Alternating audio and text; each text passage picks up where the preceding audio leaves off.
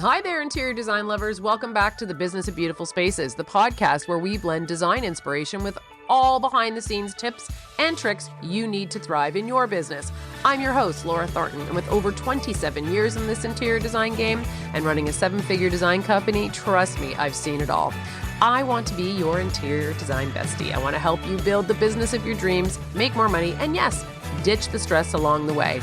I've been doing this for a long time, and now I'm sharing my knowledge with all of you, my fellow designers and decorators. All I ask in return is that you like, review, and follow this podcast wherever you listen, so other designers can find us and learn more too. So grab a coffee, get comfy, and let's dive into making 2025 your best business year yet. Welcome back to the Business of Beautiful Spaces Interior Design Podcast. Today we're diving into a topic that has completely transformed the way designers are working, communicate, and that is AI in interior design in 2026 and how you can start using it in your business. So whether you're excited about it or you're overwhelmed by it or trying to pretend that it's not happening, AI is here. And designers who learn to use it intentionally and not to replace creativity, but to support your business are the ones who are going to grow faster, serve better, and work with more ease. In this episode, we're going to walk through starting level ways designers can start using AI today to save time and increase efficiency. We're going to look at more advanced strategies for those designers who want AI integrated deeper into their workflow. And we're going to look at the future and what AI will become for our industry and why designers are always going to remain essential. So before we jump in, if you've been loving this show, a free way to support us is by leaving a 5-star rating on Apple or Spotify or wherever you listen to your podcasts. It'll help us so much, and it will mean the world to me as we're trying to track this year to see if we're going to keep maintaining this podcast and giving and donating the time to designers. So I'm just hoping that you will help me out, and if you would love to leave a review, I'd even like that even more. So thank you for that. But I just want to mention that just like with CAD, just like with your smartphone, and just like with project management software, these are all tools designed to support you in your business, not replace you, not compete with your creativity, and not to absolutely diminish the value of the work that you do. And I want you to hear this clearly. You do not need to be afraid of AI. AI can't walk into a client's home and understand their lifestyle. It cannot feel their energy. It cannot see the natural light and the way it moves through a space at 3 p.m. or 8 a.m. It cannot see the compassion when a client talks about wanting a home that feels peaceful. And it certainly cannot pull from decades of lived experience, intuition, problem solving, and emotional intelligence the way we can. I mean, that might be in the future, but for now, this is what we're dealing with. And design is a human art form, and humans are not going anywhere. So what AI can do, however, is to take some of the heavy lifting off our plate. The repetitive tasks that we do daily or weekly, monthly, quarterly, yearly, the administrative burdens that we have, the time-consuming drafting and note-taking, that I wish someone else could do this moment, that work that keeps you away from being in the creative zone that we were meant to be in. AI exists to make our lives easier, your processes smoother, and your business more profitable, not to replace your role as the visionary and the expert in your field. So as we walk through today's episode, both the beginner-friendly tools and the more advanced applications, I want you to treat AI like a supportive team member, and it's here to help you breathe easier, move faster, and shine brighter, and work at what you do best. And as we embrace AI as an assistant rather than a threat, that's when everything will start to change. So let's start at the beginning. If you're new to AI and you've dabbled in, but you haven't made it part of your business workflow, here is the simplest, most practical way to get started. And these are things that you can use today without changing your systems or learning any complicated tools. So administrative support and email drafting. AI is phenomenal for drafting that tricky client email where you're trying to finesse and be politically correct and not sound like you're really, really mad at them, but you are. It can summarize meeting notes. It can write responses to inquiries. It can automate follow-up messages. And that alone can save designers 5 to 10 hours a week. So social media content and marketing, this is also quite paramount. It's not creative direction, it's absolute support. And AI can help with caption writing, hashtag research, SEO, maximization, repurposing video transcripts, creating monthly content calendars. And you can still infuse your personality, but AI cuts the time in half. if you have a theme that you want to create for the month of February, and you are tapped out of ideas, plug in what you're trying to achieve, plug into the AI bot what you're hoping will be the outcome, what you want to teach your clients, the call to actions that people most work with. These are great tools that will help you start seeing, hopefully, some responses. And as you get deeper and deeper into using AI, like recently, a couple months ago, I did one where it said go back into 2 years of research for social media and Facebook inquiries, and it was for a different business I own, but tell me all the pain points from this business, what people are asking about, what people are looking for answers for. And so I got, within minutes, 2 years of people's pain points. So guess what my content's going to be? I'm going to use those pain points and I'm going to sprinkle them in every month so that I'm answering people's pain points and we're the solution. So it took hours and hours of time. I could have done that work. And it cut that into milliseconds, and I had that information at my fingertips. So the using the right prompts and asking it the right things can get you answers that are incredible. Basic copywriting for your proposals and your website, your about page revisions. If you listen to our best of podcast and books review for 2025, you know that you can use your favorite book strategies and upload that into your chatbot. Maybe I should rewind a little bit. Okay, pause. We're on number 3.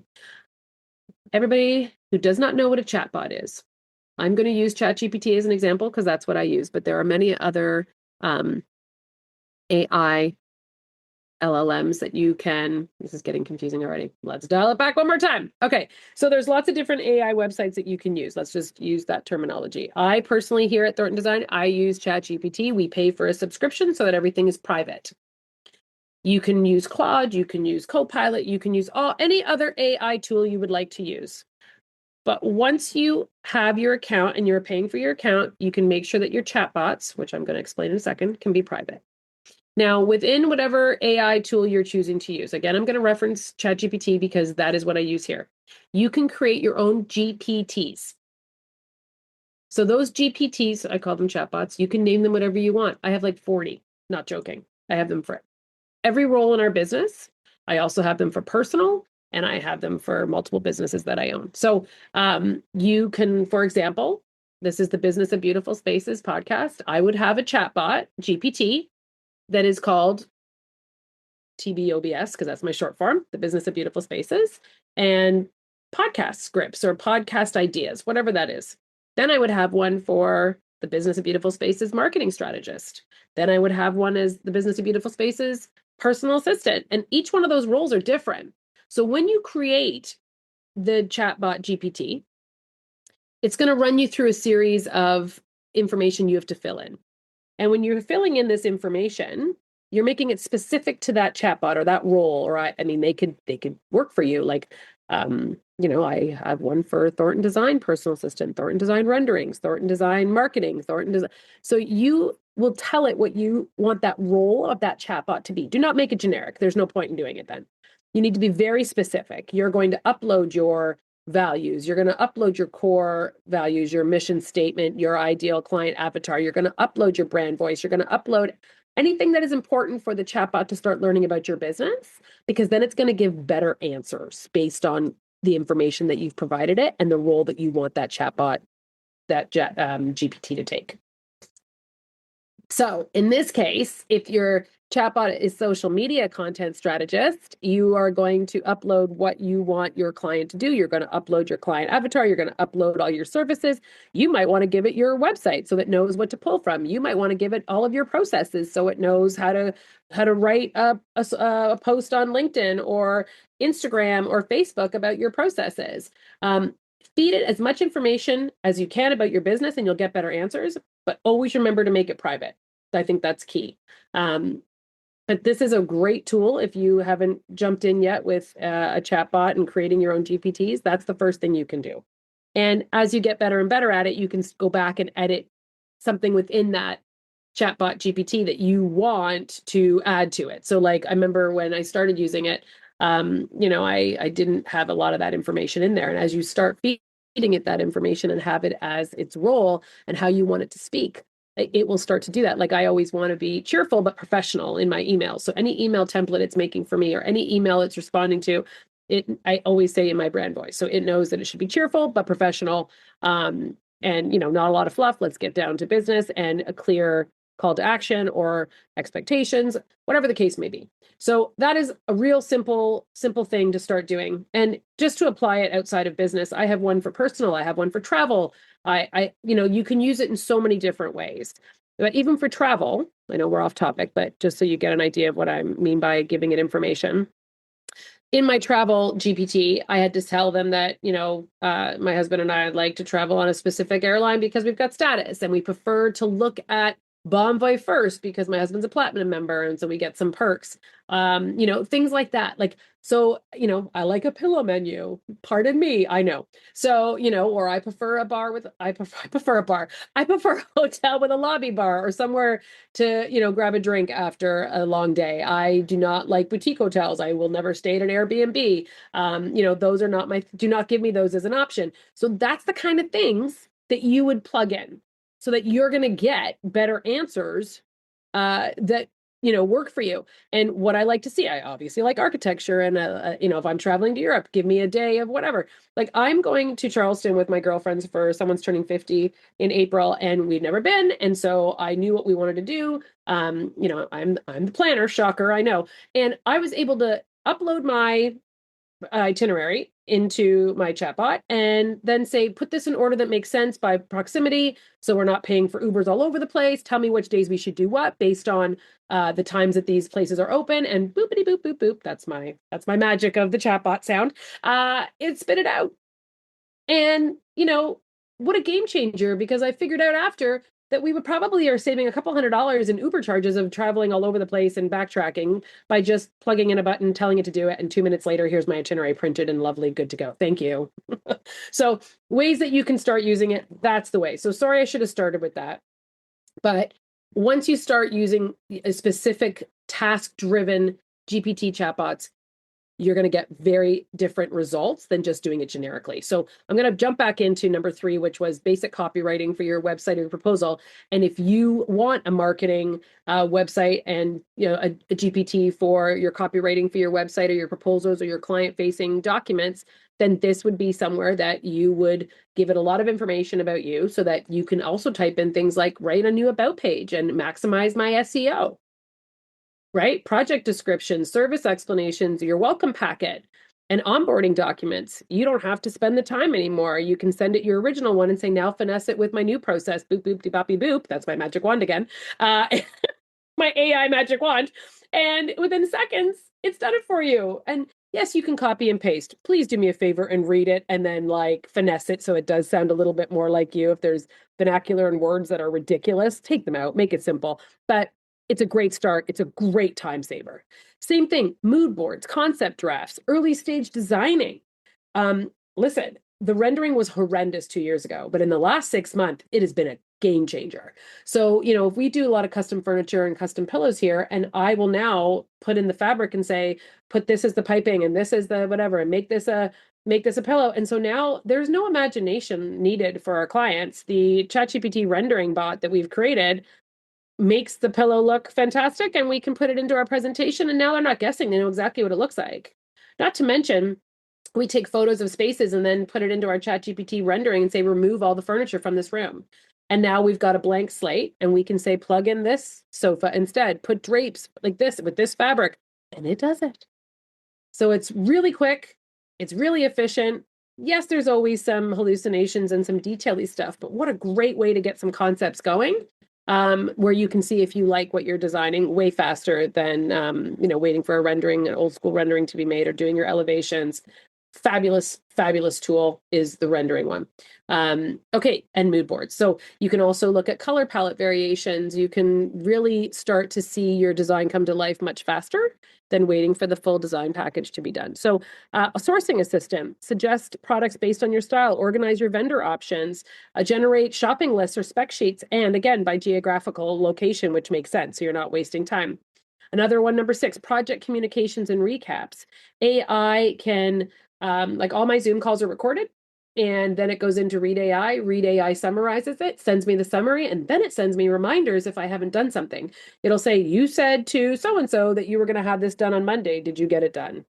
Like it's emailing me and to remind me to do it, which I don't need a reminder, but wow, that's pretty cool in case you are someone that slips your mind and forgets. The other thing is voice notes. So voice notes. I use a little device called Applaud, Plaud. It snaps onto the back of my phone, and every meeting is now recorded. Yes, you could do that with voice. Oh my gosh, what is wrong with me saying voice notes? But this is very clear. And it can do whatever. I pay for 12 hours a month, and then it downloads it all, transcribes it, and then I get a copy of my meetings. I don't have to now be scrambling to write notes. I am somebody now who can be engaging. I can listen because I know that my Plod device has my back and it is going to summarize that meeting for me. And I'm no longer scrambling, taking notes and, trying to pretend like I'm nodding and catching it all. I mean, I did it for 20 something years and did just fine, but what a tool to now have, and then it'll upload it for me. So it does all my site visit recordings. It makes it into clear, organized summaries that I can easily upload into the chatbots that we have for each one of our clients. So great tool for task management. AI can build you timelines, create task lists, catch inconsistencies, identify any bottlenecks in your business. I mean, the list goes on. I also have uploaded my Visa bills and said, find me, double charges. What's missing? What am I spending too much money on? I don't have to break it all down anymore. I can upload every month. And now at the end of the full year, I have a full breakdown of what was spent where. Yes, I could figure that out in QuickBooks. Yes, I could go and spend hours doing it, but I don't have to anymore. I know exactly how much I spent on cloud storage. I know exactly how much money I spent on Starbucks coffees.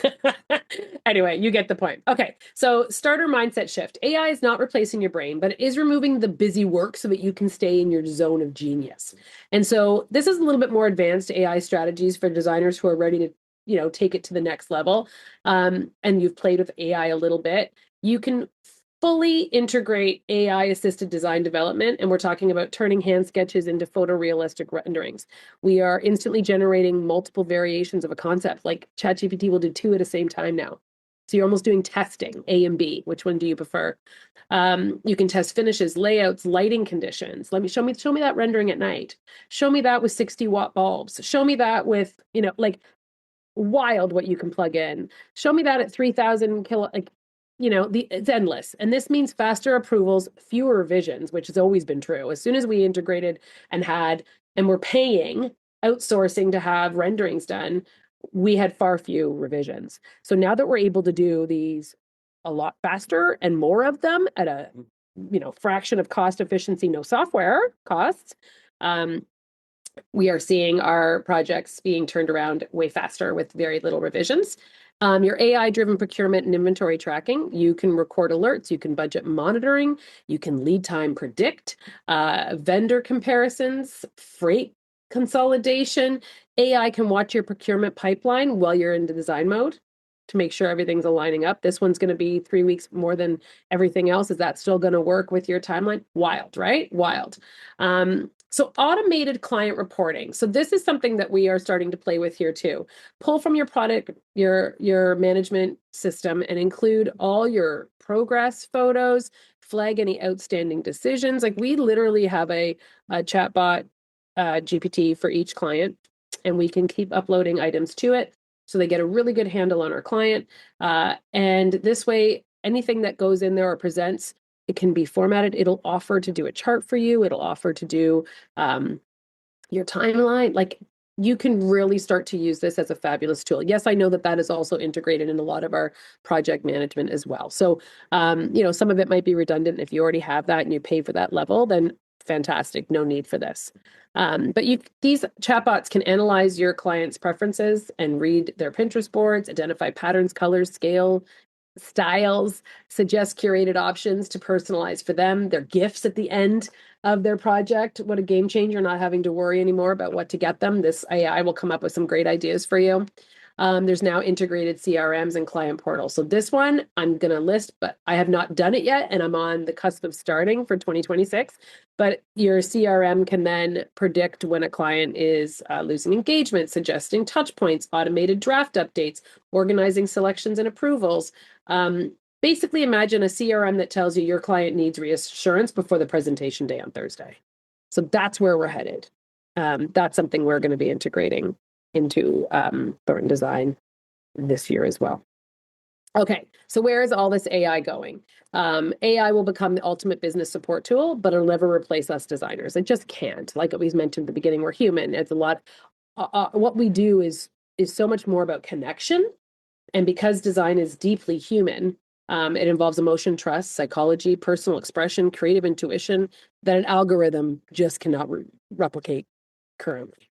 But what AI will evolve into becoming is real-time design assistance. You're able to generate floor plans, elevations, layouts in seconds, literally seconds. We're doing it every day here. The procurement engine that prevents mistakes, forecast delays, and manages logistics. A client experience enhancer, I guess that's what I'm going to call it, helping you price correctly, optimize the workflows, and identify opportunities. Because now you're able to have all your workflows managed, and if you're plugging it in, it can create your workflows, it can create your book, it can create your standard operating procedures just from you typing in constantly in your chatbot or GPT your systems. It's going to take that and be able to print that for you so that someone coming into your business is going to be able to do it much faster and efficiently. And your profitability partner, let's face it, catching budget risks before they become expensive problems is paramount. And the best part, AI doesn't eliminate the need for designers, but it does eliminate potentially being overworked, burnt out, and the administrative overwhelm, because we all know how many hats we're wearing. And if this can make that end more efficient, and you gain back that time, that's wild, right? Whether you choose to use it to be creative in your business, or you want to do it for relationship building, or you want to spend it with your family and friends, leadership, educating yourself, the AI let them handle that drain and energy while we allow ourselves to be more profitable. So it's not the future, it's the present. AI is here. And the designers who learn to use it wisely will run smoother businesses, guaranteed. It's been a wild change for us over the last 2 years, and it will deliver better client experiences, and you will make more profit with less stress. And if you're curious about incorporating AI into your business, you want to dive deeper around pricing, process, profitability, that's exactly what's inside the Profit Academy for Interior Designers. Every module, at the end of every module, we tell you how you can use AI to be more efficient in your business. And before you go, thank you for spending time with me today. I'll see you next week here every Monday, the Business of Beautiful Spaces. And until then, design beautifully and run your business like the CEO you are.